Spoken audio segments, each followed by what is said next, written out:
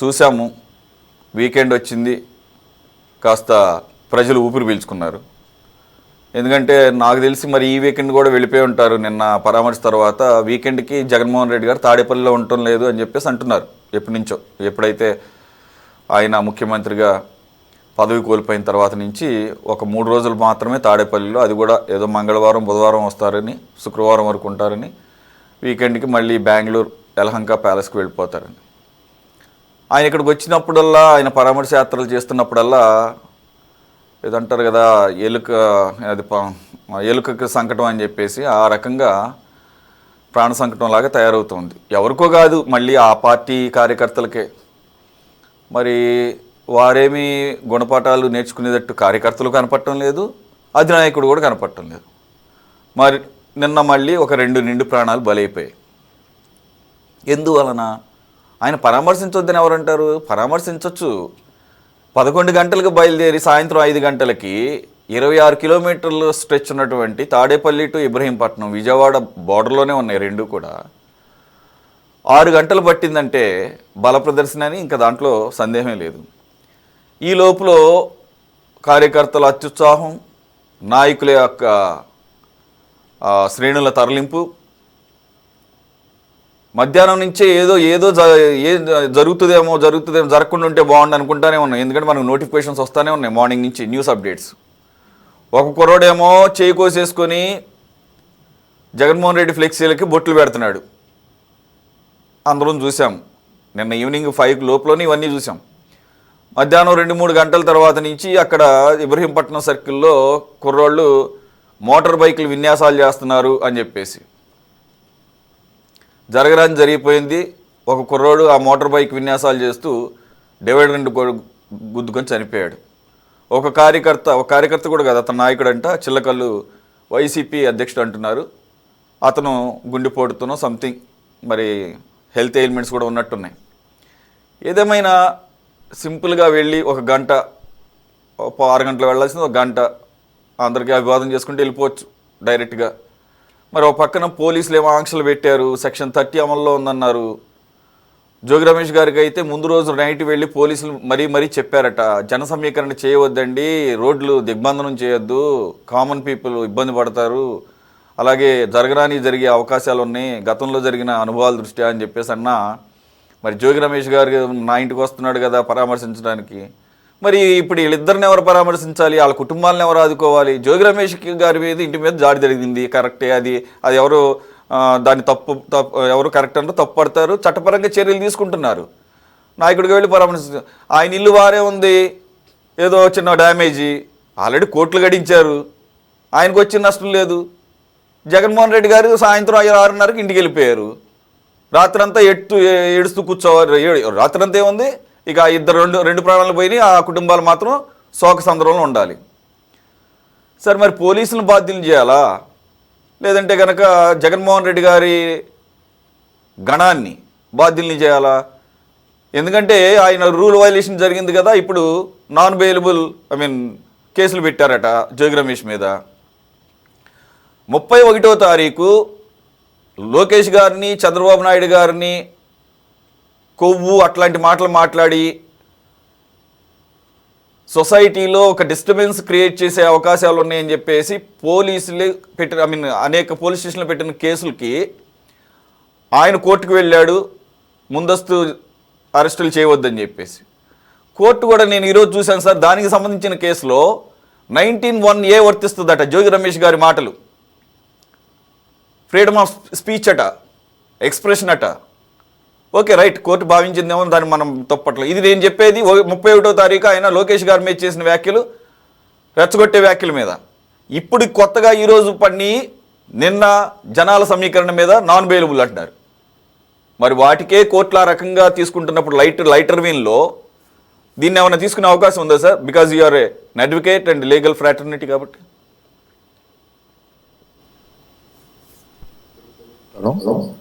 అదేవిధంగా మన టీవీ యాజమాన్యానికి వీక్షకులు కూడా శుభ సాయంకాలం. అంటే సురేష్ గారు, ఒక దురదృష్టకరమైనటువంటి పరిస్థితి ఏంటంటే, మొట్టమొదటి నుంచి కూడా మనకి వ్యక్తిగత ద్వేషాలు ఎవరి మీద లేవు, ఏ పార్టీ మీద ఉండాల్సిన అవసరం లేదు, ఎవరి పార్టీ విధానాన్ని వారు చెప్పుకోవడంలో తప్పు లేదు.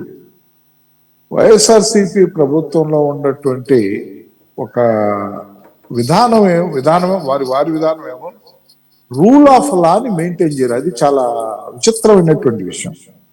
రూల్ ఆఫ్ లా మెయింటైన్ చేయకపోవటం మూలంగా ఆ పార్టీ చెల్లించినటువంటి మూల్యాన్ని వాళ్ళు ఎందుకు గమనించుకోవట్లేదు అనేది చాలా బాధగా ఉంటుంది. ఏదో ఒక మాస్ షో కోసం ప్రయత్నం చేస్తున్నారు తప్ప మనం ప్రజాస్వామ్య దేశంలో రాజ్యాంగబద్ధమైనటువంటి పరిపాలనలో ఒక రూల్ ఆఫ్ లా అనేది ఈ సొసైటీకి ఉంది, ఈ రాష్ట్రానికి ఉంది, ఈ దేశానికి ఉంది. ఆ రూల్ ఆఫ్ లా ప్రకారం మనం ముందుకు వెళ్లాల్సిన బాధ్యత రాజ్యాంగాన్ని గౌరవించేటువంటి ప్రతి వ్యక్తి పైన ఉంది, ప్రతి పౌరుడి పైన ఉంది. రాజ్యాంగబద్ధమైనటువంటి పదవులు నిర్వర్తించినటువంటి గౌరవ జగన్మోహన్ రెడ్డి గారి పైన మరీ బాధ్యత ఉంది. ఇక్కడ మనం చూసుకున్నట్లయితే 1 hour జర్నీ, అది మాక్సిమం 1 hour జర్నీ, కానీ 7 hours జర్నీ చేశారు. అంత అవసరం ఏముంది? ఇవాళ ఎలక్షన్స్ ఏమి లేవు, ఈ షో చేయాల్సినంత అవసరం లేదు. ఎలక్షన్స్ లో ఉంటే ఎలక్షన్ షో చేసుకుంటే అది మనం ఎవరం కాదంటాకలేదు. ఎలక్షన్స్ కాబట్టి ఎవరి తిప్పలు పడతాయి, ఎలక్షన్స్ లేవు. ఇక్కడ మెయిన్ గా మనం ఎందుకు బాధపడాల్సి వస్తుందంటే పోలీసు సెక్షన్ 30 యాక్ట్ ని అమలుపరిచి జగన్మోహన్ రెడ్డి గారికి ఒక ఫిక్స్డ్ రూట్ ని ఖాయం చేసినట్టుగా మనం చూస్తున్నాం. అదేవిధంగా జోగి రమేష్ గారికి కూడా కొన్ని నిర్దిష్టమైనటువంటి సూచనలు ఇచ్చి ఈ పరిస్థితులను బట్టి నడుచుకుంటే మీకు ఇబ్బంది ఉండదు, మాకు ఇబ్బంది ఉండదు అనే సూచన చేసినటువంటి విషయాన్ని కూడా మనకి అగ్గుపడుతుంది. ఇక్కడ ఎందుకు బాధపడాల్సి వస్తుందంటే జగన్మోహన్ రెడ్డి గారు షెడ్యూల్ టైం మార్నింగ్ అనేది 11:30కో 10కో బయలుదేరి 11:30కో వస్తాడనే దాని మీదే ఆ చిల్లకల్లుకు చెందినటువంటి వైఎస్ఆర్సీపీ పార్టీ నాయకుడు దొంగ రాంబాబు అక్కడ చేరుకున్నాడు. ఆయన 11:30కి అక్కడికి వచ్చాడు, జగన్మోహన్ రెడ్డి గారు వస్తారని. కానీ 11:30 వరకు తాడేపల్లిలోనే బయలుదేరాల. ఈయన వెళ్ళేటప్పుడు సాయంత్రం 6 గంటలైంది. దీనివల్ల ఈ యాంగ్జైటీ వలన అఫ్కోర్స్ ఆయన కూడా అంత ముందు ఎంత కొంత ఎలిమెంట్ ఉంటే ఉండొచ్చు, మనం కాదంటానికి లేదు. ఏదైనా ఈ యాంగ్జైటీ వలన లేదు, ఈ పరిస్థితుల వల్ల పరోక్షంగా, ప్రత్యక్షంగా కాకపోయినా పరోక్షంగా కూడా ఆయన చనిపోవటానికి కారణమైనటువంటి పరిస్థితి మనం చూస్తున్నాం. అదేవిధంగా ఈ డి భార్గవ్ అనేటువంటి ఇబ్రహీంపట్నం యువకుడు మనం అలౌ చేయమంటే కదా. ఇప్పుడు మేము ఎక్కడైనా ర్యాలీలు పెట్టినప్పుడు చాలా జాగ్రత్తగా ఉంటాం. ఎంచేతంటే సైలెన్సర్లు తినేయం, ఆ తర్వాత ఏ విధమైనటువంటి అవాంఛనీయ సంఘటనలు జరగకుండా ప్రతి ట్రూప్ కు ఒక మనిషిని మేము పెట్టుకుంటా ఉంటాం.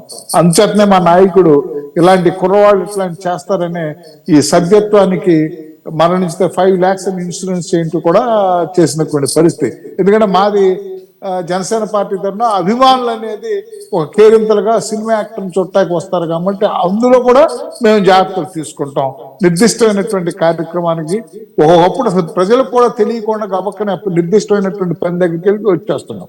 వారిని మేము తప్పట్లా. కానీ ఏదైతే ఈ యువకులకి ఇచ్చినటువంటి అవకాశాన్ని ఈ బళ్ళ మీద మోటార్ సైకిల్ మీద ఫీడ్స్ ఉన్నాయి కదా, డి భార్గవ్ ప్రాణాలు కోల్పోయింది. ఇట్లా ఒకళ్ళ మరణానికి మనం కారణం అయ్యేటువంటి పరిస్థితులు కల్పించాల్సినటువంటి పరిస్థితి ఉందా, అది మనం ఒకసారి ఆలోచించుకోవాల్సిన. గతంలో ఒక ఉదాహరణ, మన సింగయ్య గారు చనిపోయినటువంటి పరిస్థితి మనం చూసాం. ఆయన కూడా వైఎస్ఆర్సీపీ పార్టీ కార్యకర్త. చనిపోయిన ఆయనకి విగ్రహాన్ని నిర్మిస్తే అది సంవత్సరానికి ఓపెన్ చేయటానికి వెళ్ళేటప్పుడు ఒక కార్యకర్త, ఒక బలమైనటువంటి కార్యకర్త చనిపోయినా కూడా గమనించకుండా, చనిపోయినా పట్టించుకోకుండా, బతికుండా ఆయన చనిపోతే పట్టించుకోకుండా సంవత్సరం క్రితం చచ్చిపోయిన విగ్రహానికి దండేయటానికి వెళ్తూ అంటే ఇది మరి ఎందుకు అనేది వాళ్ళు చేస్తున్నారు. ప్రజలు ఏమనుకుంటారు ఏమనుకోరు అనేది మరి వాళ్ళు ఆలోచించుకోవాల్సిన పని. కానీ మనం కన్సర్న్ ఎంతవరకు అంటే రూల్ ఆఫ్ లాని ఫాలో అవ్వలేదని, రూల్ ఆఫ్ లా ఫాలో అవ్వకపోవటం మూలంగా అక్కడ అంబులెన్సులకు కానీ లేదంటే సాధారణ పౌరులకు కానీ ఏం చేదండి. ఈ మధ్యన ఈ ప్రోటోకాల్ కాన్వాయ్ వెళ్ళేటప్పుడు ట్రాఫిక్ ని ఎక్కువ టైం ఆపటం కూడా అది చెల్లదని ఆంధ్రప్రదేశ్ హైకోర్టు వారు కూడా తీర్పిచ్చారు. లిమిటెడ్ టైం, అంతేగాని ఇష్టం వచ్చినట్టుగా ప్రోటోకాల్ కాన్వాయ్ వెళ్తుంది కాబట్టి గంటల తరబడి సామాన్య ప్రజలకు ఇన్కన్వీనియన్స్ కలిగించేటువంటి పరిస్థితి మాత్రం హైకోర్టు వారు కూడా ఒప్పుకోవాలి. అలాంటిది ఆఫ్టర్ 1 hour జర్నీ అయినటువంటి ప్రదేశంలో టైం డిస్టెన్స్ ని 7 hours వెళ్ళి ఎంతగా వెళ్ళి అక్కడ ఉండి ఒక 1/2 hour. సరే ఇది ఎట్లా అయిపోయిన తర్వాత ఇప్పుడు మనం చూసినట్లయితే జోగి రమేష్ గారి విషయానికి వస్తే, సరే జోగి రమేష్ గారు ఇవాళ ఎవరి కాళ్ళు ఏంటంటే ఒడ్డెక్కిన తర్వాత రకరకాల మాటలు మాట్లాడతారు. ఆయన అధికార పక్షంలో ఉండగా ఆయన తీరేంటో ఆయన పరిస్థితి ఏంటో జగమెరిగిన సత్యం. దానికి ఫలితం కూడా అనుభవించేశారు. వాళ్ళు చేశారు కాబట్టి వీళ్ళు చేయాలి మేము చేయాలని మాత్రం ఎప్పుడు మేము అన్నాం, కానీ వాళ్ళు చేశారు కాబట్టి ఫలితం అనుభవించేశారు. అయినప్పటికి కూడా వాళ్ళ మార్పు రావట్లేదు. ఎందుకు రావట్లేదంటే నోరుకి పని కల్పించడం అనేది చాలా ఏంటంటే నరం లేని నాలికగా మన ఇష్టం వచ్చినట్టు మాట్లాడితే చల్తా అవుద్ది అనుకునేటువంటి ఆలోచన ఏదైతే ఉందో, మనం సమాజంలో ఉన్నటువంటి కామన్ మ్యాన్ యొక్క అభిప్రాయాల్ని, కామన్ మ్యాన్ యొక్క సెంటిమెంట్ ని గౌరవించాల్సిన బాధ్యత మన కార్యకర్తలు. మనం ఏం చేసినా రైటే అంటారు, మన అపోజిషన్ కార్యకర్తలు మనం ఏం చేసినా మనం మంచి చేసినా తప్పే ఉంటారు. వీళ్ళిద్దరు కాదు మన ప్రామాణికానికి. మనకు కావాల్సిన సమాజంలో ఉన్నటువంటి సాధారణ పౌరులకు మనం ఇన్కన్వీనియన్స్ కలిగిస్తున్నామా, సభ్య సమాజానికి ఏమని మెసేజ్ ఇస్తాం అనేది కూడా చూడాలి. ఇవాళ జోగి రమేష్ గారి మీద ఎస్ఐ గారు ఇచ్చినటువంటి రిపోర్ట్ వల్ల బహుశా నేను విధులకు ఆటంకం కలిగించారనేటువంటి సెక్షన్ నాన్ బెయిలబుల్ సెక్షన్. అది నాన్ బెయిలబుల్ సెక్షన్ అయినా అది 7 years పనిష్మెంట్ లోపు ఉంటే 35 CRPC BNSS లోగడ 41 CRPC అనేవాళ్ళం. ఇప్పుడు 35 BNSS ప్రకారం స్టేషన్ లోనే బెయిల్ ఇవ్వాలనేటువంటి ఒక జడ్జిమెంట్ అనేది గతంలో ఉంది. కానీ లేటెస్ట్ గా సుప్రీంకోర్టు కూడా ఆ జడ్జిమెంట్ ను సవరించింది. ఆ సవరించిన దాని ప్రకారం విచక్షణాధికారం ఎక్కువ శాతం పోలీసుకి ఇచ్చింది.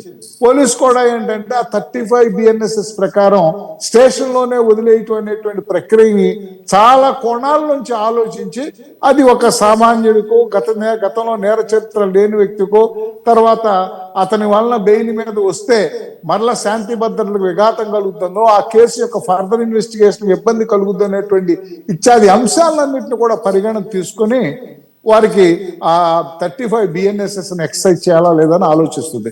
కానీ లేటెస్ట్ గా సుప్రీంకోర్టు తీర్పు ప్రకారం అది చేయాల్సినటువంటి అవసరం కూడా లేదు. ఇక్కడ జోగి రమేష్ గారు గతంలో అనేక నేరాల్లో జైలుకి వెళ్ళొచ్చారు.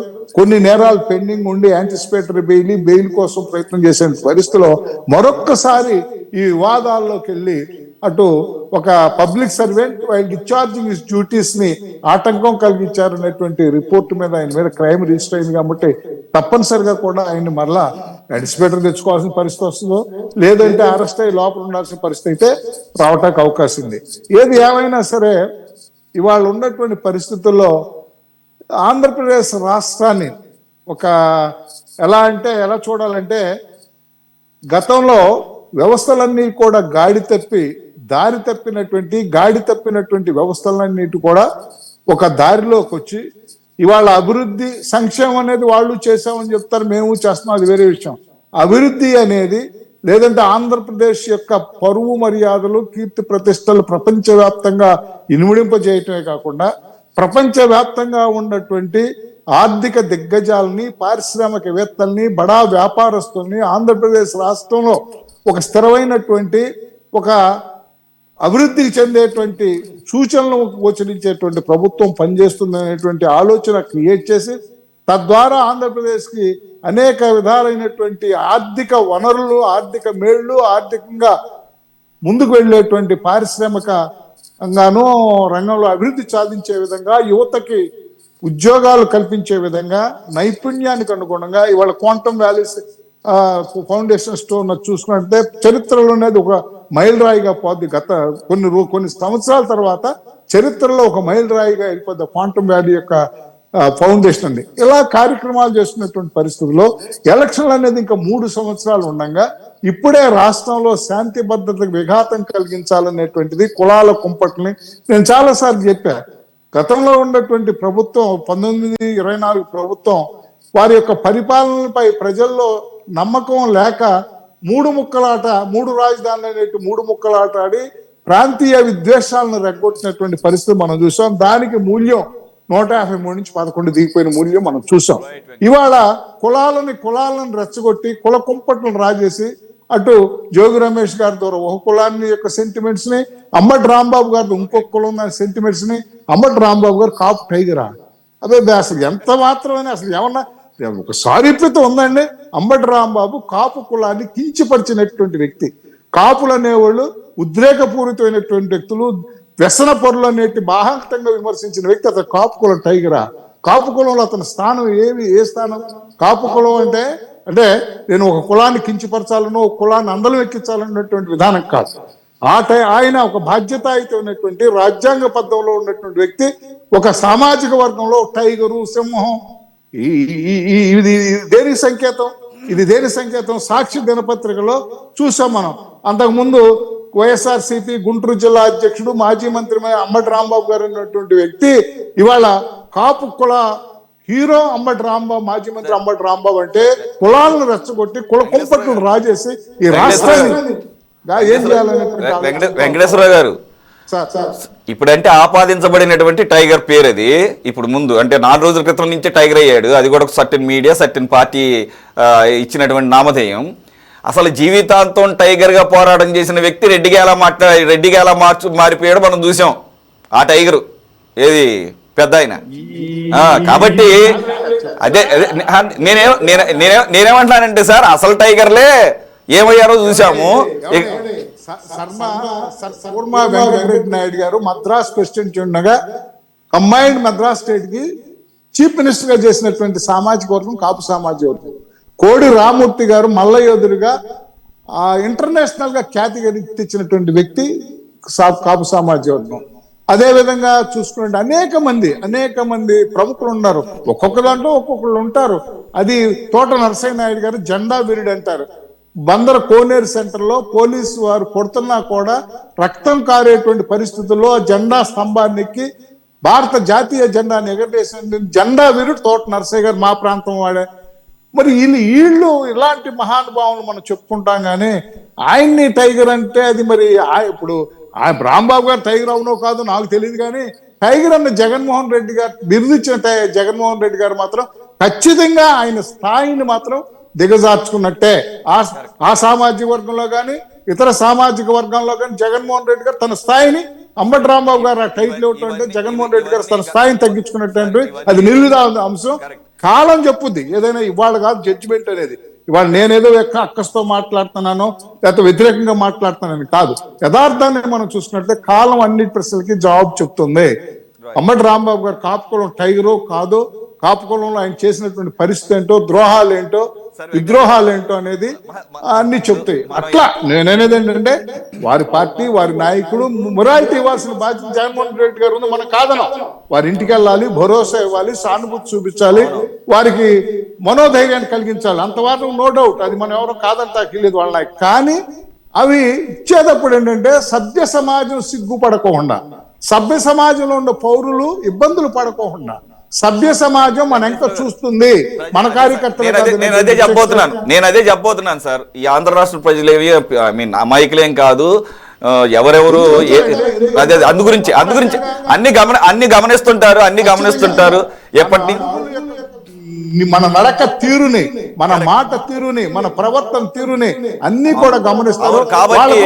కాబట్టి ప్రాంతాల వారీగా ఎలా అయితే రెచ్చగొడదామని చూశారో మీరు అన్నట్టుగా 3 ముక్కలాటేసి ఎలా బోర్లా పడ్డారో, అలాగే సామాజిక వర్గాలుగా విడగొట్టి కొత్తగా ఆపాదించి చూస్తే కూడా అంతకన్నా గట్టిగా సమాధానం చెప్పేటటువంటి విఘ్నత ఈ ప్రజలకు ఉంది. దాన్ని అక్కడ కాగుతాం సార్. మసూద్ రెడ్డి గారు.